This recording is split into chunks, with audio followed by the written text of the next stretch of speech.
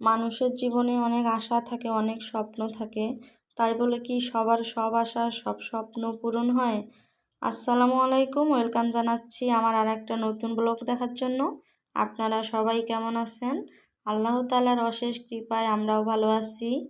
এই তো প্রতিদিনের মতো আজকে সকালেও ঘুম থেকে উঠে চিন্তা করতেছি আজকে সকালের নাস্তা কি হবে, সারাদিন কি করব, বাচ্চা কাচ্চাদের নিয়ে কি করব।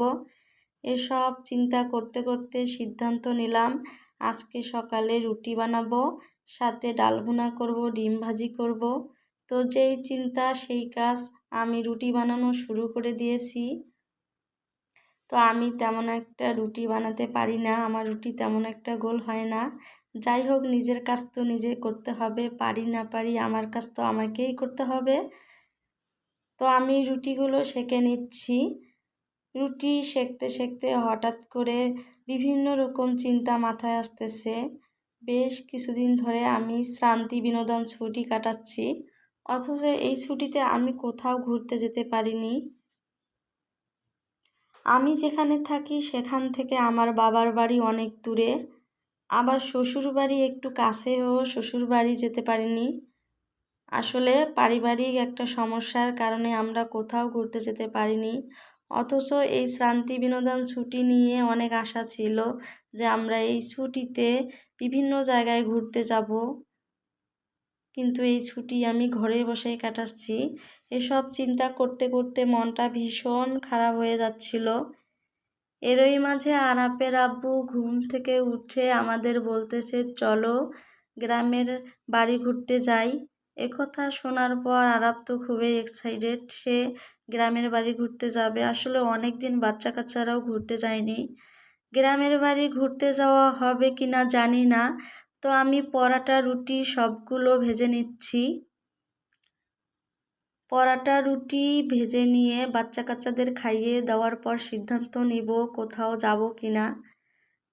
তো এখন আমি পরাটা ভেজে নিব, শুধু আরাপের জন্যই পরাটা বানাচ্ছি। তো মানুষের জীবনে সব আশা সব স্বপ্ন পূরণ হয় না, এই জন্যই বললাম। আমিও এই শ্রান্তি বিনোদন ছুটি নিয়ে অনেক আশা করেছিলাম, অনেক স্বপ্ন দেখেছিলাম, কারণ এই ছুটিটা আমরা 3 বছরে একবারেই পাই। এই ছুটি নিয়ে তাই অনেক আশা ছিল। তো আমার কোনো আশাই পূরণ হলো না, ছুটিগুলো এমনি এমনি কেটে যাচ্ছে। তো আমার পরাটা বানা প্রায় শেষ, এখন আমি ডিম ভেজে নিব। ডিমের মধ্যে আমি তেমন কোনো মরিচ পেঁয়াজ দিব না, সামান্য একটু লবণ দিয়ে আমি ডিমটা ভেজে নিব, যেহেতু এই ডিমটা আরাপ খাবে। তো আমার ডিম ভাজা হয়ে গেছে, এখন আমি আরাপকে খাইয়ে দিব, তারপর আরাপ নিজের হাতেই খাবে। এরপর আমি আফিয়ার জন্য নাস্তা রেডি করব। তো আরাপকে খাইয়ে দেওয়ার পর আমি আফিয়ার জন্য নাস্তা রেডি করতেছি। আমি এখানে একটা কলা কুচি কুচি করে কেটে নিচ্ছি।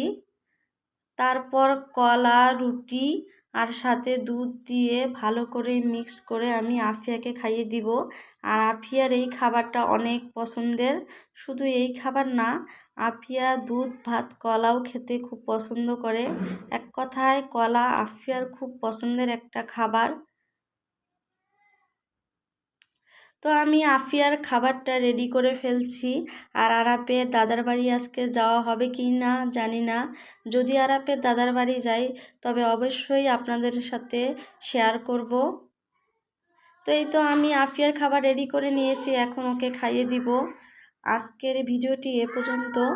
ভালো থাকবেন, সুস্থ থাকবেন। আর সাথে আমি আরাপের জন্য ফিডারের দুধ রেডি করছি, আরাপ ফিডারে দুধ খাবে। তো ভিডিওটি এ পর্যন্ত, আল্লাহ হাফেজ।